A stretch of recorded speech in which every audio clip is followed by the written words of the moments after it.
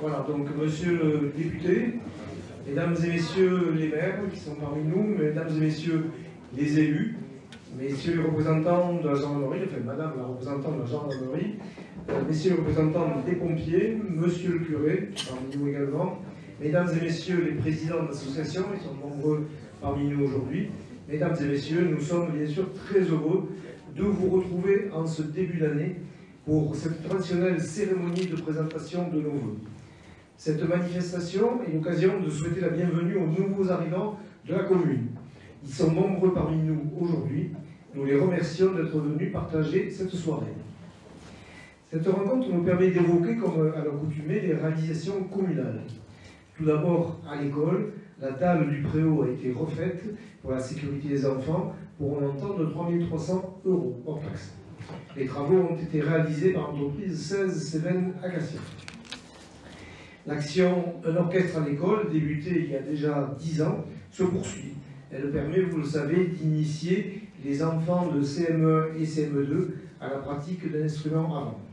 Rappelons-le, cette action est issue d'un partenariat entre les communes et l'école de musique intercommunale Solençaise.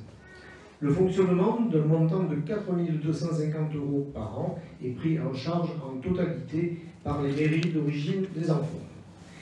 Par ailleurs, nous participons au financement des différentes sorties scolaires. Le centre aéré des Minots est désormais installé à la cantine afin d'améliorer le confort des enfants. Ainsi, la cour de la cantine a été revêtue de Rolac. Alors, il faut savoir ce que c'est que le Rolac, c'est un revêtement qui est en gros en fin gravier, de calcaire, de terre de teinte claire, pour un montant de 10 000 €, travaux réalisés par l'entreprise Lopi. Très prochainement, des arbres vont y être plantés pour ombrager la cour.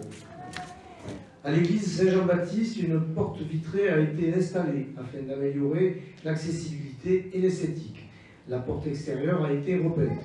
La paroisse, soulignons-le, a participé financièrement à hauteur de 3 958 €, sur le montant hors taxe de la porte. Au chapitre voirie, suite au transfert de compétences de l'éclairage public au SMEG, l'ensemble de l'éclairage public de la commune passe en LED. On en avait parlé l'année dernière. Cette opération est programmée sur 3 ans. La première partie, en 2023, a concerné 70 points lumineux et les armoires d'alimentation correspondantes, qui sont désormais munies d'horloges astronomiques. Le passage en LED, avec baisse d'intensité de 60% entre 23 h et 6 h du matin, permet d'ores et déjà des économies très importantes. Le montant des travaux est de 98 400 € pour cette tranche. Ils ont été subventionnés à 70% par le SMEG. Ils ont été également aidés par le Fonds vert de l'État. Donc nous remercions bien sûr l'État et le SMEG pour cette participation importante. Nous avons mis en place, à l'initiative de Jean-Marie Coste, un programme de stérilisation gratuite des chats errants, en partenariat avec les Chats Mages et l'association Brigitte Bardot. Au chapitre administratif, nous avons mis en place un dispositif de recueil pour les cartes d'identité et les passeports. Nous avons déjà traité, depuis la mise en place en juin, plus de 400 demandes, apportant ainsi un service très apprécié des administrés. Nous maintenons par ailleurs une importante communication menée par Julie Pagès et Fabien Abric, communication qui, au travers des réseaux sociaux, Facebook, Instagram, du site internet, du blog, de l'application iWap, permet de préserver et de renforcer le précieux lien social. Le panneau lumineux installé devant la mairie permet aussi de donner plus de visibilité aux manifestations communales et associatives.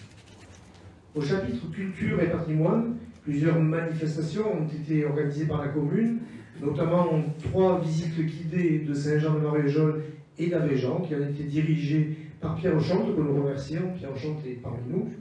La marche pour la vue, qui a été organisée par Régine Golabert et Christelle Daublon, en partenariat cette année avec la communauté de communes, qui permet de récolter des fonds pour la recherche sur les maladies de l'œil. Il y a eu également un concert de guitare à l'église Saint-Pierre d'Avégent, organisé à l'initiative de Jean-Marie Coste, dans le cadre de Guitare en Cévennes. Un hommage à Jean-Pierre Chabrol, organisé par Régine Golabert, à l'église Saint-Pierre d'Avégent. La fête de la musique, qui a été organisée sur l'esplanade et animée par Los Picos Tachos, Une conférence sur le compoids et le cadastre réalisée par Jean-Paul Pascal, que nous remercions. Et enfin, on est toujours dans le patrimoine, si j'ose dire, parce que nous avons eu le plaisir de fêter le 100e anniversaire de notre doyen, M. Roland Tolègne, pendant la Semaine Bleue, et M. Tolègne est parmi nous. Voilà. Donc, au chapitre associatif, on ne peut bien sûr évoquer le bilan de l'année sans souligner le travail réalisé par les bénévoles de nos nombreuses associations. Nous devons les féliciter et les remercier pour le dynamisme qui s'insuffle au village et l'animation qu'ils assurent toute l'année. La commune compte près de 20 associations. Je citerai notamment, je ne les cite pas toutes, l'Étoile Marégeuse, présidée par Robert Foissac, qui est épaulé par de nombreux bénévoles très dévoués et qui organise tout au long de l'année de multiples activités dans le domaine du sport, des loisirs, mais également de la culture. La dynamique association de parents d'élèves, présidée par M. Emmanuel Oué, qui organise des manifestations et des sorties pour nos enfants. Le comité des fêtes, qui est présidé cette année par Fanny Portal, a organisé avec succès en mai la très sympathique fête d'Avéjan et fin août la traditionnelle fête votive. L'association Un Brin de Culture, sous la présidence d'Annie Havé, qui réalise des activités autour du livre et de la culture, souvent en lien avec la médiathèque.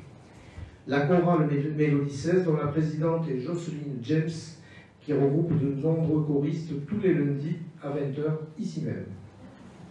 La Peña Los Picostachos, présidée par Christelle Galdin, qui effectue des animations musicales, vous le savez, de grande qualité, très appréciées, notamment lors de la fête votive, de la fête de la musique cette année, on espère bien qu'ils reviendront l'année prochaine, ou très récemment de la messe de la Sainte-Cécile. L'association Confédération musicale de France, qui est présidée toujours par Robert Foissac, le centre aéré Minon, présidé par Dany Tolel, et qui organise de nombreuses activités pour les enfants le mercredi et pendant les grandes vacances scolaires, le club de la grande famille, présidé par Brigitte Bord, qui réalise de nombreuses activités pour nos aînés ici même et participe aux animations de la Semaine Bleue pour les personnes âgées. Les Belles d'Auquefoy, présidé par Gérard Nicolas, qui organise à Pâques et au 15 août la traditionnelle exposition de voitures anciennes et une bourse aux pièces détachées. N'oublions pas l'association sportive Complexe, présidée par Julien Raymond, qui propose plusieurs sports, du crossfit, taekwondo, karaté pour les adultes et pour les enfants. On a également tout récemment l'association Cœur de Village et Fête les Voisins, présidée par Stéphane Delvaux, qui anime régulièrement le quartier de l'église. Enfin, la toute nouvelle association Saint-Jean-Pétanque, présidée par Éric Bouillet, qui réunit de nombreux boulistes au cours de multiples manifestations.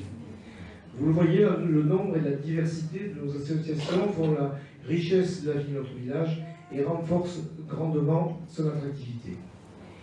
Les projets pour 2024 sont, alors tout d'abord, la tranche 2 de l'aménagement du centre de vie. Rappelons-le brièvement, cette réalisation prévue en plusieurs phases concerne l'aménagement d'un grand espace qui relie la route nationale, la mairie et son jardin, et le vaste terrain autour du lac.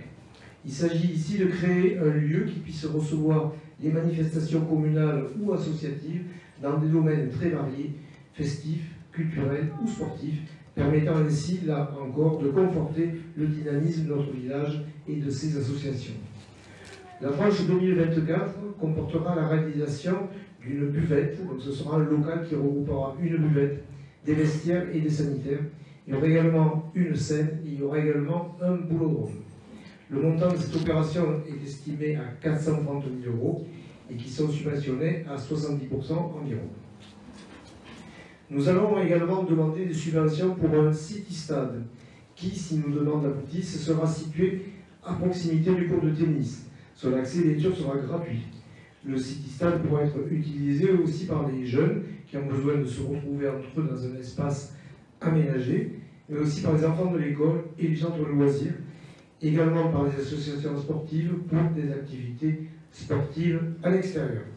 Il permettra la pratique de plusieurs activités, football, basket, handball, tennis, badminton et hockey notamment. Il sera également accessible aux personnes à mobilité réduite. Au chapitre voirie et réseau, des travaux vont débuter courant 2024 afin d'améliorer la qualité des réseaux électriques au sud de la commune, route de Saint-Ambrois et route du Pont. Ces travaux étaient prévus depuis pas mal de temps, mais bon, il y a eu quelques modifications en cours de route du tracé, et donc du coup, ils ne débuteront que courant 2024. Les réseaux donc, du poste Rédésou, situé route de Saint-Ambrois, vont être renforcés et enfouis. Le projet s'élève à 140 000 €, pris en charge, il faut le souligner, à 100% par le SMEC, donc rien du tout pour la commune. En parallèle, l'éclairage public va être revu dans ce quartier. Elle passera en LED pour un montant de 16 000 € qui est là subventionné à 50% par le SMEC. Il y aura également le réseau télécom qui va être enfoui pour un montant de 23 000 €. Et là, c'est entièrement à la charge de la commune. Comme indiqué plus tôt, la phase 2 du passage en LED de l'éclairage public va débuter en 2024. Elle va concerner 70 points lumineux supplémentaires et les armoires de contrôle correspondantes, avec là encore d'importantes économies à la clé. Les travaux seront subventionnés à 70% par le SMEC.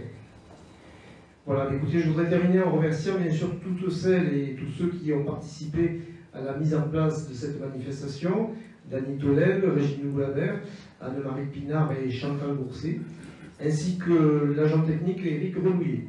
Le buffet a été élaboré en circuit court par des entreprises locales, la boucherie chez James, la boulangerie Pitigliani et le caveau de Rochelu. Je remercie aussi Martine et François Schwab, à qui nous devons les magnifiques photos que vous pouvez retrouver sur notre site internet et sur nos différents supports de communication. Également les membres du bureau d'aide sociale pour leur action et leur aide aux plus démunis.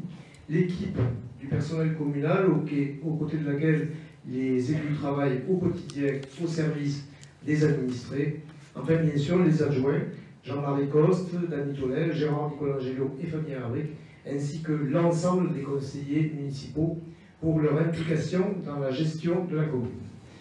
Mesdames et messieurs, les adjoints, les conseillers municipaux et moi-même vous présentons, ainsi qu'à vos familles, nos très sincères vœux de bonheur, de santé et de réussite pour 2024. Excellente année à tous.